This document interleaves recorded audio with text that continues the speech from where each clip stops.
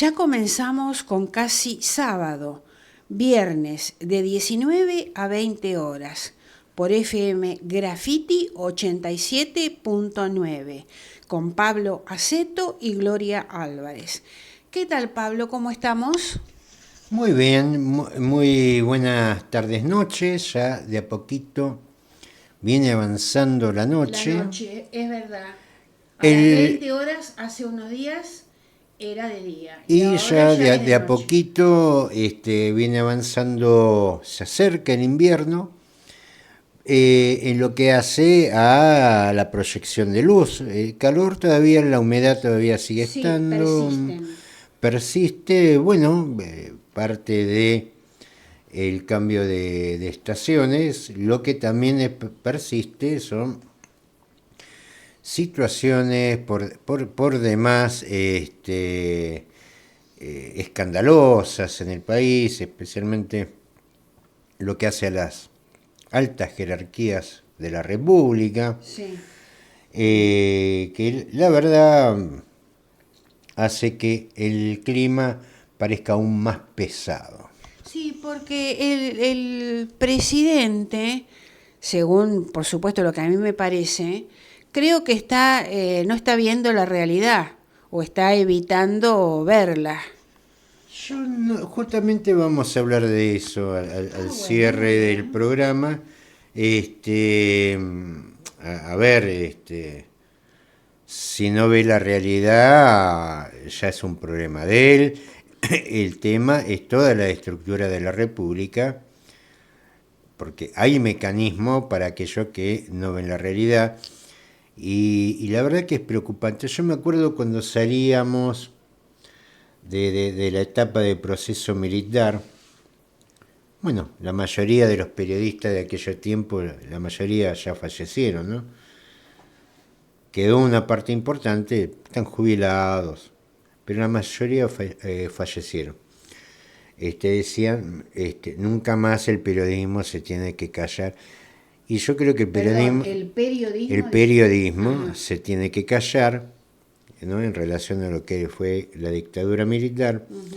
Y yo lo que veo es mucho periodismo que se calla la boca. Sí, sí, sí. Yo Eh, creo que no están reflejando la realidad. Es más, la están tapando.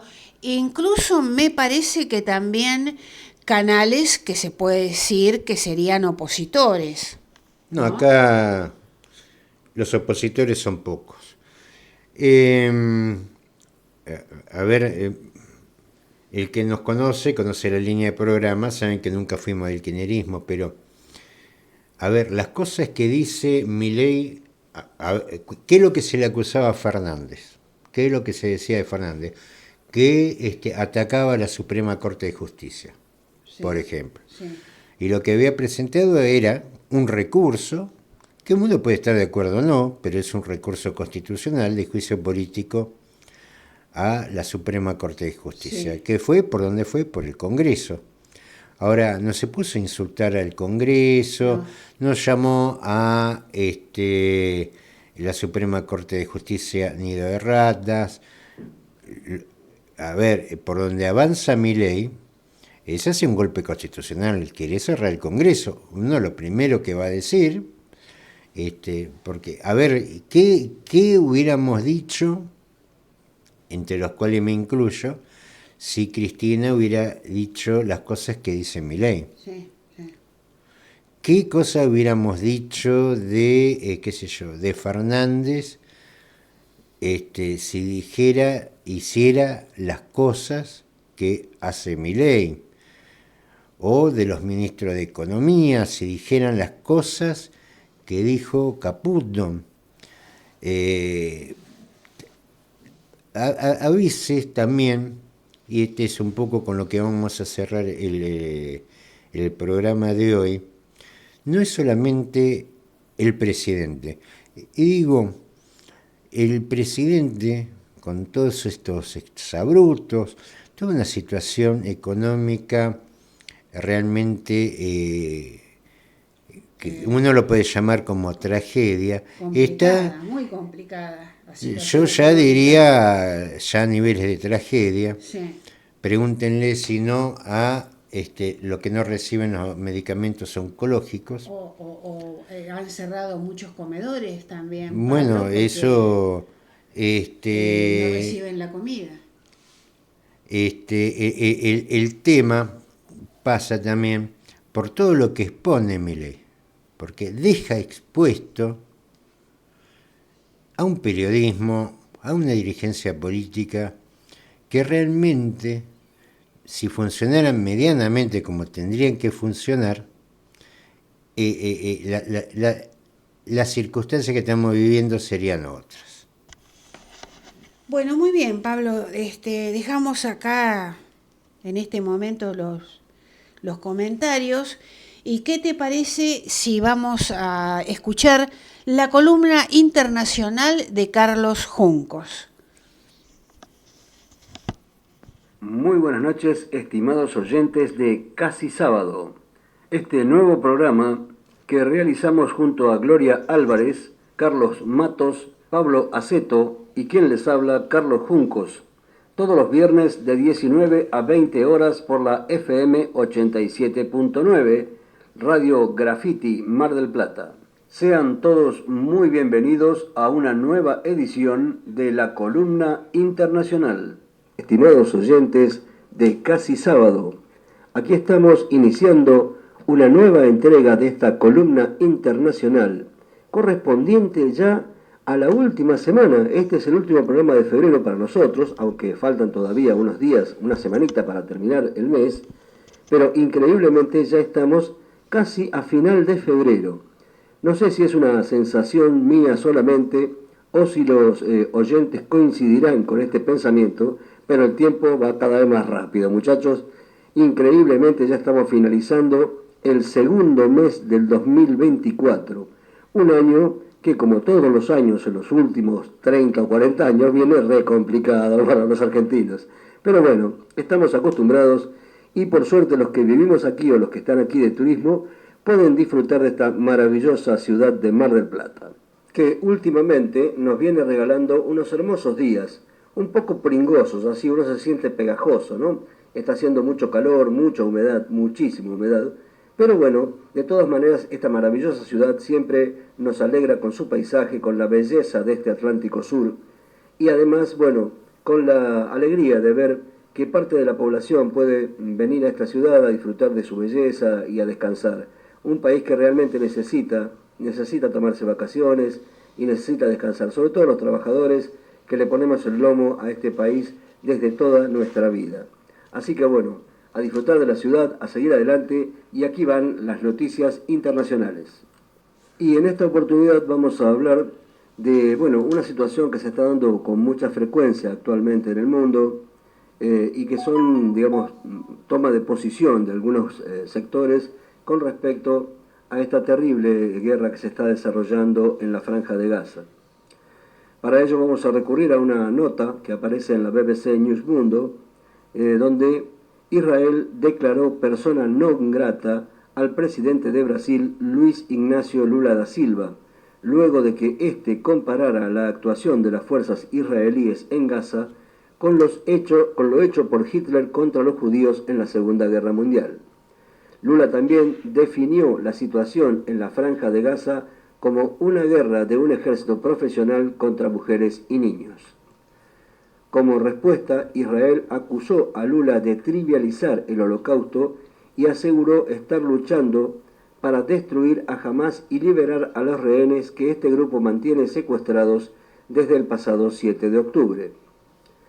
El ministro de Relaciones Exteriores de Israel, Israel Katz, dijo que el presidente brasileño sería considerado persona non grata en ese país hasta que se retractara de lo que ha dicho. Por ese motivo, este lunes la Cancillería brasileña anunció que Brasil convocó al embajador de Israel, Daniel Sonsilé, para que se presente en el Palacio Itamaraty en Río, y llamó a consulta al embajador de Brasil en Tel Aviv, Federico Meyer, quien ya se encuentra viajando hacia Brasil, o ya se encuentra en Brasil. La embajada de Brasil estará por ahora dirigida por el encargado de negocios, según informó la prensa local. La decisión del gobierno brasileño es una clara señal de la magnitud del problema, pero no implica una rotura de relaciones diplomáticas. Ahora veamos qué fue lo que dijo Lula. Lula hizo sus declaraciones durante una cumbre de la Unión Africana en Etiopía. El mandatario cuestionó la decisión de algunos países de suspender fondos a la agencia de la ONU que ayuda a los palestinos. Es una agencia que tiene una sigla bastante complicada. La suspensión se produjo porque Israel acusó a los empleados de la agencia de estar involucrados con Hamás. Lula afirmó que la ayuda humanitaria a los palestinos no puede suspenderse y dijo que si se confirma que hubo errores en esta organización, debe haber rendición de cuentas. Y a continuación las palabras de Lula.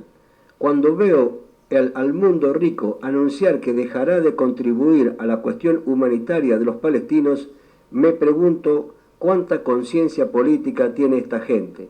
Eso dijo el presidente brasileño y continuó.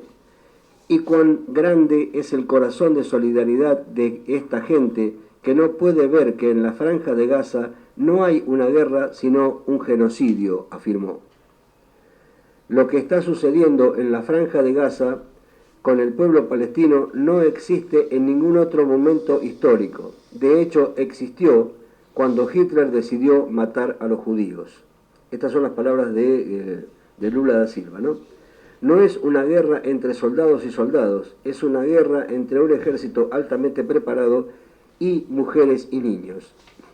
Si hubo un error en esta institución que recauda el dinero, averigüe quién cometió el error, pero no suspendan la ayuda humanitaria para el pueblo que lleva décadas intentando construir su Estado, afirmó Lula. También reiteró que condena a Hamás, pero no puede dejar de condenar lo que Israel está haciendo en la Franja de Gaza. Ha cruzado una línea roja. Los últimos comentarios de Lula llegaron después de que el primer ministro de Israel, Benjamín Netanyahu, prometiera seguir adelante con una ofensiva en Rafah, la ciudad más meridional de Gaza, de donde han huido por lo menos 1,5 millones de personas, pese a la creciente presencia internacional para que dé marcha atrás en sus planes. La ofensiva empezará el 10 de marzo, a menos que jamás libere a todos los rehenes israelíes.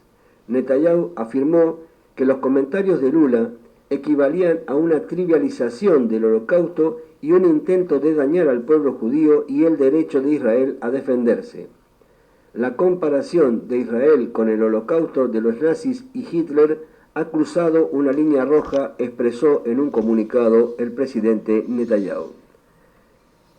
6 millones de judíos fueron asesinados por el régimen nazi de Hitler durante las décadas de 1930 y 1940. Según el Ministerio de Relaciones Exteriores israelí, el canciller Katz convocó al embajador brasileño este lunes y le dijo que no olvidaremos ni perdonaremos. Es un ataque antisemita serio. En mi nombre y el del pueblo de Israel, dígale al presidente Lula que es persona non grata hasta que se retracte de lo que dijo. Por su parte, la Confederación Israelí de Brasil, CONIB, calificó las declaraciones de Lula como una distorsión perversa de la realidad que ofende a la memoria de las víctimas del Holocausto y sus descendientes. Recordemos que a finales del año pasado Lula respaldó el caso de genocidio presentado por Sudáfrica contra Israel ante la Corte Internacional de Justicia. Los jueces de la Corte Internacional de Justicia dictaminaron en enero que el proceso seguirá adelante. El tribunal ordenó a Israel que impidiera que sus militares cometieran actos que pudieran considerarse genocidas, que previniera y castigara la incitación al genocidio y que permitiera la asistencia humanitaria al pueblo de Gaza. Pero el tribunal no llegó a pedir a Israel que detuviera inmediatamente sus operaciones militares. Brasil y Sudáfrica son miembros del grupo de países del BRIC, una alianza de varias de las mayores economías en desarrollo del mundo para defender sus intereses frente a las más prósperas naciones occidentales. En Gaza, la Organización Mundial de la Salud denunció que el hospital Nasser, en el sur de este país, de este territorio, había quedado inoperativo tras una incursión israelí. Las fuerzas de defensa de Israel alegaron que su operación fue precisa y limitada y acusaron a Hamás de utilizar cínicamente los hospitales con fines terroristas. Mientras tanto, en el Cairo se realizan esfuerzos para negociar un alto el fuego entre Israel y Hamás, aunque los mediadores de Qatar dijeron que los avances recientes no eran muy prometedores.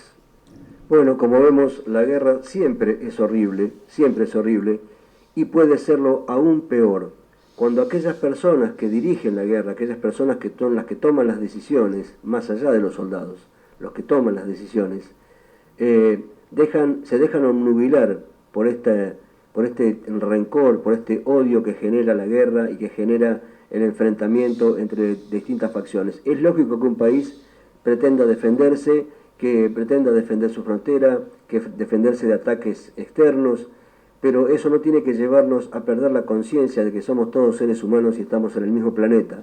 Encontrar el modo de resolver estas cuestiones que no signifique eliminar por completo a los que consideramos enemigos. La historia está plagada de intentos de genocidio que jamás funcionaron y que jamás triunfaron, por suerte, pero que sí dejaron heridas muy profundas en la moral y en la ética de la humanidad. Esperemos que este no sea un nuevo caso. Como siempre, se nos ha agotado el tiempo. Desearles a todos un excelente fin de semana, que lo pasen muy bien, que disfruten de nuestra ciudad y nos encontraremos en el próximo programa. Muchas gracias, Carlos Juncos. Vamos a compartir ahora una nota de Pablo Aceto en el portal Cazador de Noticias. Con la recesión buscan reprimarizar aún más a la Argentina. En diálogo con Cazador de Noticias, el dirigente del Partido Socialista Auténtico de Mar del Plata Batán, Pablo Aceto, planteó a quién favorece la recesión y la devaluación. Sin duda a los exportadores, que ven aumentadas sus ganancias y también la disponibilidad de saldos exportables como consecuencia del bajo consumo en el mercado local, con lo que les permite exportar más y con ello conseguir mayor cantidad de divisas. Un aspecto notable de este hecho es la producción de petróleo, donde en un país que es la octava geografía del mundo y una de las principales economías de Latinoamérica, se pretende salir a ganar espacios en los mercados internacionales con una cifra irrisoria de producción de crudo, 668.000 barriles diarios, muy lejos de Brasil, el noveno productor del mundo, con una producción que supera los 3 millones de barriles diarios. ¿En qué se basa esta política exportadora con tan bajos niveles de producción? Este nivel de producción necesita que no se utilice en la Argentina para dar un perfil exportador. Las políticas energéticas tradicionales en la Argentina estaban basadas en la producción para el autoabastecimiento. Siempre se sostuvo, y hasta ahora no hay ninguna información certificada, de que esa realidad haya cambiado. Independientemente de la posibilidad de la explotación offshore, las políticas energéticas en la Argentina siempre buscaron el autoabastecimiento, considerando que es un país con petróleo, pero no es un país petrolero. Para tener un saldo exportador, lo que se necesita es deprimir la economía argentina, destruir su capacidad productiva para que no se consuma energía, porque la energía en la Argentina se paga en pesos, por más caro que se pague, y en el exterior se paga con moneda extranjera, por ejemplo, el dólar y el yuan. La producción de 668.000 barriles diarios a un costo ambiental enorme, con subsidios nacionales multimillonarios en dólares para que algunas empresas extranjeras, incluso también la misma YPF, salgan a exportar, dan la idea de que esta crisis no es para acumular pesares a fin de que en un futuro estemos mejor, sino que tiene que ver con un perfil que busca reprimarizar aún más a la Argentina a costa de la destrucción total del desarrollo productivo industrial, enmarcada en una estrategia de desigualdad y empobrecimiento de la sociedad. Si vos querés leer la nota de Pablo Aceto, está en el portal Cazador de Noticias. Redi repudia el cierre del INADI. Desde la Red por los Derechos de las Personas con Discapacidad, REDI, manifestamos nuestro más profundo repudio a las intenciones del Gobierno Nacional de cerrar el Instituto Nacional contra la Discriminación, la Xenofobia y el Racismo. En el año 1995, la Ley 24.515 creó el INADI. Por lo tanto, es el mismo Congreso Nacional quien debe derogarla, en caso de que el Congreso resuelva el cierre del organismo.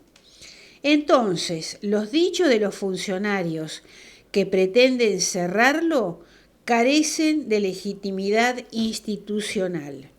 La discriminación por discapacidad en nuestro país es tan grande que es el colectivo que mayor número de denuncias ha realizado al INADI.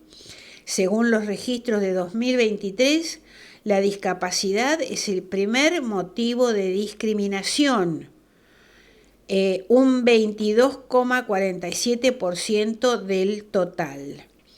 Muy lejos se ubican otras causas: género 6,47%, identidad de género 7,46%, orientación sexual 8,10%. Desde REDI nos preguntamos dónde quedarán registrados los abusos y la discriminación hacia las personas con discapacidad si cierran el INADI. También nos preguntamos quién intervendrá para encontrar soluciones a esas denuncias de discriminación que afectan al colectivo. Expresamos además nuestra solidaridad con los trabajadores del organismo. En particular, nos preocupa el destino de las personas con discapacidad que trabajan en el INADI. No respetar la ley es violento y antidemocrático. Por lo tanto, esperamos que el público retroceda, que el gobierno retroceda en su intención de cerrar el INADI. Bueno, esta es una nota de REDI, Red por los Derechos de las Personas con Discapacidad. La información es variada. Sí. A ver, todo es discutible. Es más, si se busca la eficiencia o un cierto grado de excelencia, que por ahí no sea la palabra exacta para usar en estos tiempos. Se puede lograr, pero no hay que cerrar un lugar. Es decir, Sí, sí. todo es debatible, todo es debatible. De hecho, lo que había dicho uno de los ministros, no me acuerdo cuál, es que iba a ir a la órbita del Ministerio de Justicia. No está mal. Podría ser de otra manera. Bueno, es una decisión debatible.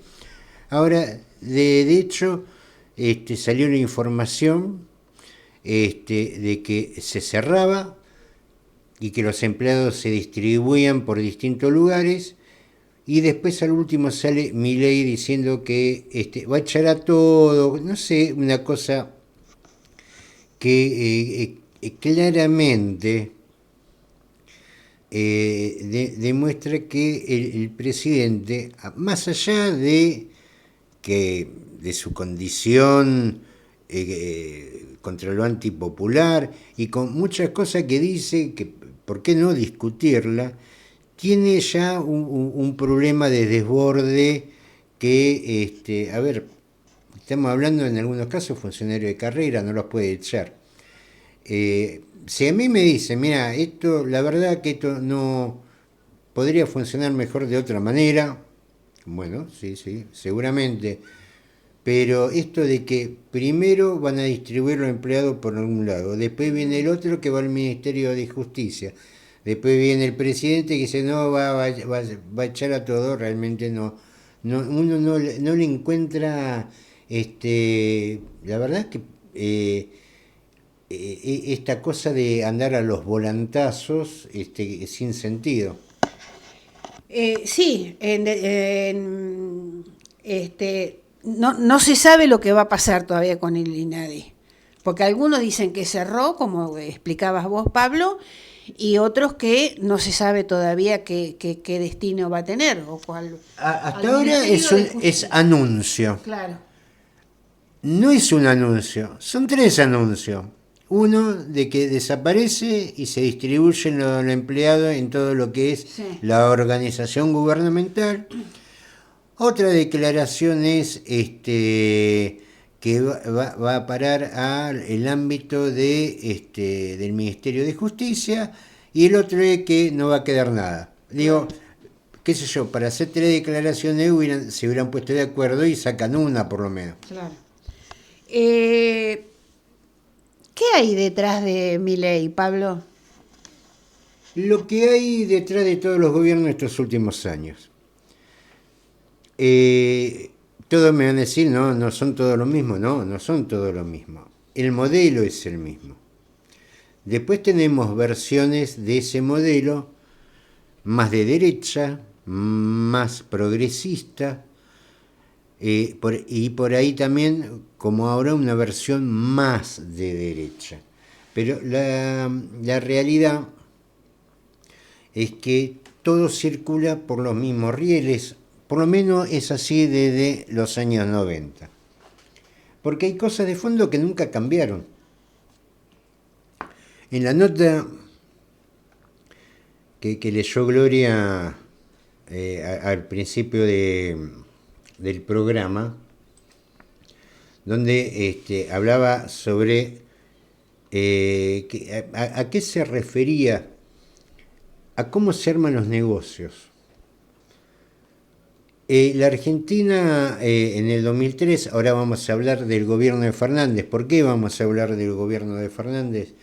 Porque los análisis que salen ahora son del proceso del 2003. Si bien durante el desarrollo del año pasado fuimos adelantando cosas, el cierre del año se empieza a dar entre febrero y abril, donde se cierran todas las estadísticas, las informaciones, incluso las estadísticas del mundo. Seguramente el año que viene, a esta altura, estaríamos hablando de lo mismo del gobierno de Milei. Eso no significa que en el medio no desarrollemos cosas, pero es bueno saber qué es lo que hizo Fernández y a ver, ¿y qué tan diferente es Milei, por ejemplo? Porque nosotros hemos criticado duramente a Fernández por lo que es la política energética, cuyos resultados lo verán en las próximas facturas de servicios. 668.000 barriles fue lo que dijimos en la nota, es lo que produce la Argentina. Con eso nos están hablando que nos vamos a convertir en un país exportador. Lógicamente, aquel que no está en el tema dice 668.000 barriles diarios es un montón. Sí, es un montón. Pero ¿es un montón para ir al mercado internacional? ¿Para competir en la plaza de países exportadores? Veamos. Porque, lógicamente, a cualquiera que nos escucha dice 668.000 barriles diarios es un montón de petróleo. Y, por ejemplo, vamos a hablar de los 10 principales países petroleros. ¿Cuánto producen? Digo, porque esto es como un partido de un equipo de casados después de comer un asado queriendo enfrentarse al Real Madrid.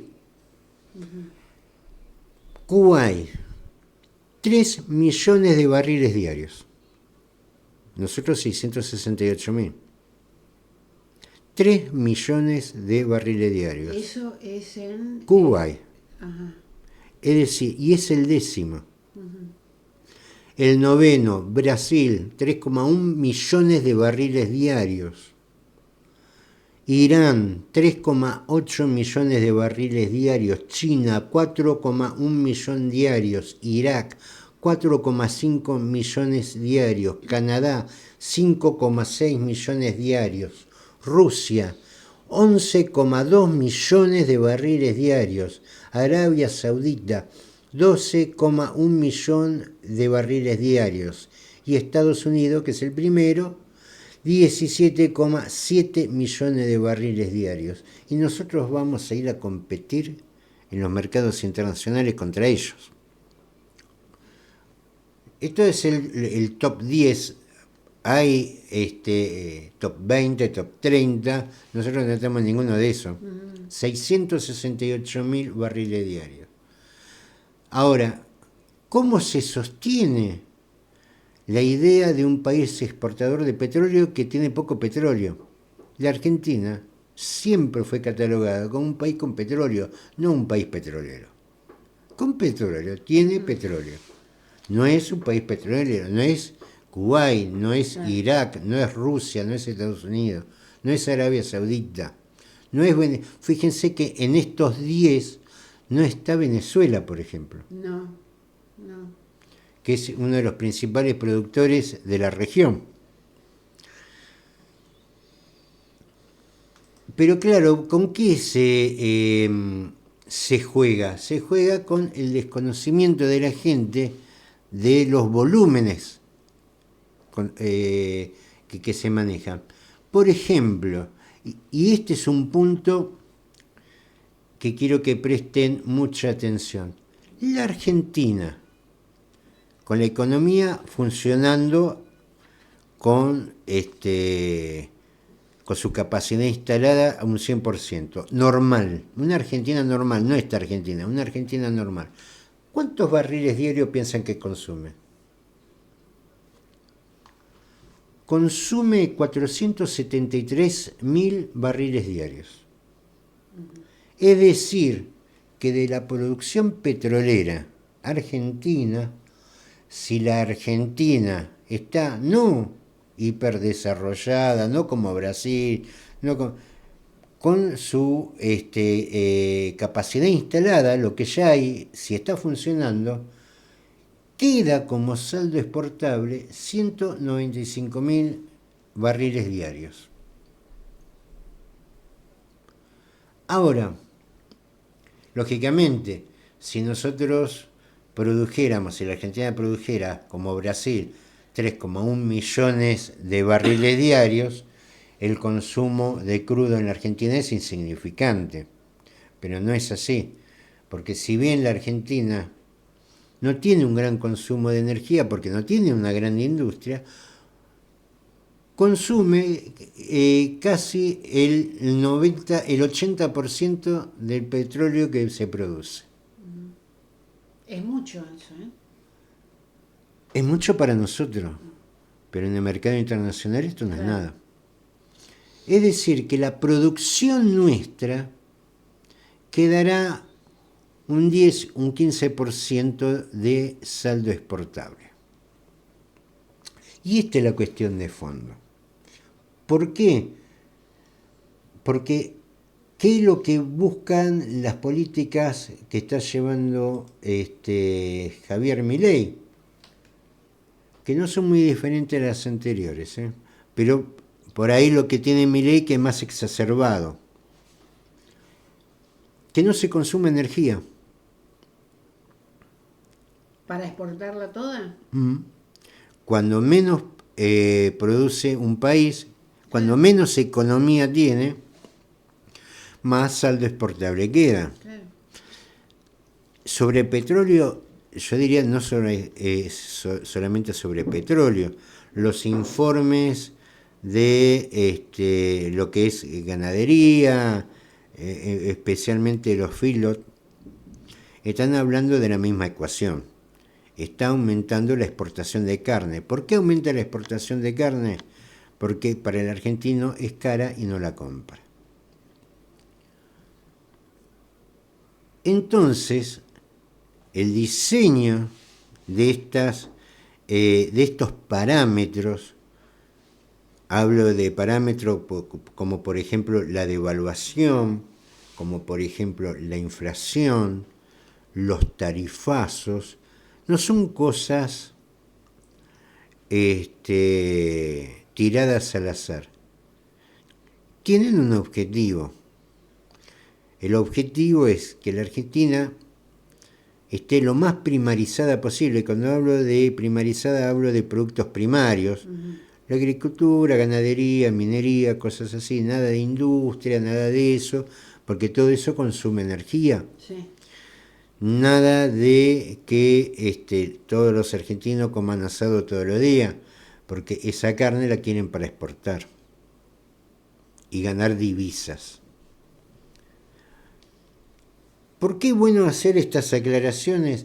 Porque si no, no se entiende qué es lo que está pasando. La idea también del Milei loco, que loco está, pero también se quiere ocultar detrás el modelo que él representa en su extrema derecha, pero que es un modelo que se viene desarrollando desde los 90 hasta ahora. Porque de hecho, desde los 90 hasta ahora, nadie lo ha cambiado, los recursos energéticos, el caso de los puertos exportadores en el Paraná, están en manos extranjeras. Siempre. Yo ahora escucho gente que era oficialismo, que son opositores, quejándose de la explotación petrolera de los ingleses en Malvinas, y tienen razón. Ahora, no nos quejamos de la explotación de los ingleses en el continente, porque nos roban en Malvinas y nos roban en el continente con contrato de concesión arreglado con el poder de turno. Esto, me dirán algunos, esto viene de antes, no es solamente Milei, es Milei también, y son los de antes también. Por eso, acá la cuestión de fondo no es de cambiar de collar, como diría Jauretche, sino en dejar de ser perro. Y para dejar de ser perro hay que entender qué es lo que está pasando. Que esto no es nada más que producto de una mente extraviada. Acá hay un modelo y las medidas apuntan todo al mismo lado. Seguimos. El consumo, y estamos hablando de lo que fue el más alto nivel de producción, pymes, porque la energía también se deriva a través de la generación de electricidad y otro tipo de cosas, el consumo anual es de 173 millones de barriles, que representa, fíjense las dimensiones que estamos hablando, cuánto representa en el mundo el consumo anual de crudo. El 0,6. Lógicamente, uno en un programa de una hora, unos minutos que nos estamos tomando, corre en desventaja contra toda la promoción que se hace en relación a el éxito de Vaca Muerta, la producción petrolera, que en abril van el offshore acá frente a Mar del Plata. Todo nos pinta como si fuéramos Dubái, y somos el 0,6% del consumo de crudo. Es decir, todo lo que se dice entonces no es así. Por supuesto que no. A ver, como consumimos menos de lo que consume un país en África. Y eso, y el nivel de consumo, lo que te muestra, es tu nivel de desarrollo. ¿Quiénes son los que más energías consumen en el mundo? Los países más desarrollados. China y Estados Unidos. Claro. ¿Por qué? Porque tienen toda una maquinaria económica que precisa combustible. Cuando vos no tenés maquinaria económica, cuando el país está empobrecido, ¿qué combustible va a gastar? Ninguno. Entonces, entender esto, a ver, es como quien se saca la venda de los ojos. Si uno entiende qué es lo que está pasando, que esto no es nada más que producto de una mente extraviada, sino que es parte de un plan sistemático que de una forma u otra se viene consolidando. Recordarán que esto también lo criticamos sobre el gasoducto Néstor Kirchner, que al final lo terminó pagando el Estado, y que se había hecho prácticamente un contrato a la medida de Pablo Roca, ¿no? Del grupo Techín, que incluso lo veíamos en las reuniones con Alberto Fernández, lo hemos visto con Cristina, lo hemos visto antes, a Pablo Roca. Resulta que Pablo Roca estuvo presente en todos los gobiernos y en este también. Es el caso, por ejemplo, de Horacio Martín, que se desempeña como presidente de YPF, que es gente de Techín, Tecpetrol, que es el brazo petrolero de Techín, y que en su momento había sido el presidente de explotaciones y producción de Tecpetrol, es decir, de los dos lados del mostrador. Ahora hay, esto evidentemente demuestra una continuidad, más allá de los discursos, porque las cosas que se están discutiendo entre el oficialismo y la oposición es de cuarta. Ahora vamos a las cuestiones de fondo, ahí donde está la guita. Donde está la guita, que es YPF, Luis Francisco Rieder, el ingeniero Rieder, entró como subsecretario de hidrocarburos del ámbito de la Secretaría de Energía. ¿Quién es Luis Francisco Rieder? Fue durante 30 años gerente de Tecpetrol, de Techín. Entonces, es claro que independientemente a los discursos antisonantes, los insultos, mientras estamos discutiendo Lali Espósito, mientras Cristina larga una nota de 33 páginas, mientras los periodistas están discutiendo a ver quién es el que más encubre, el que más denuncia al gobernante de turno, por abajo se está dando, ahí por donde pasa la guita, de eso nadie habla. No. ¿Alguien habló de esto en C5N? No. ¿Alguien habló de esto en La Nación Más? No. Es decir, ahí donde se cocina la cuestión de fondo, ahí son todos cómplices. Y esta es la cuestión, esta era la famosa casta. No ni los jubilados, ni lo que cobraban un plan social. Nosotros dijimos a principios del 2023, cuando se dio la información de lo que sería 2022, que en los últimos 20 años, hasta enero del 2023 fue esto, febrero, el Estado Nacional, nada más que en los últimos 20 años, y como subsidio directo había dado a las petroleras 47.000 millones de dólares en subsidios. Vamos a ver, todavía esa información no está, la del 2023, seguramente vamos a sumar más, incluso cuestiones de infraestructura. Pero acá lo que hay que entender, porque una vez que usted entienda el mecanismo, va a ver la noticia y se va a dar cuenta de todo, qué es lo que está pasando, porque esto es la cuestión de fondo. Tanto los gobiernos anteriores, macristas, kirchneristas, peronistas o como le quiera llamar, y Milei, tienen como eje de negocios exactamente a las mismas personas. Muy bien, Pablo. Bueno, nos vamos. Nos volvemos a encontrar el viernes que viene por Graffiti FM 87.9 en Mar del Plata, con Casi Sábado, de 19 a 20 horas. Nos vamos escuchando el informativo criollo a cargo de Carlos Juncos y un tema musical. Vamos a escuchar a Divididos, Espagueti del Rock. Saludos para todos.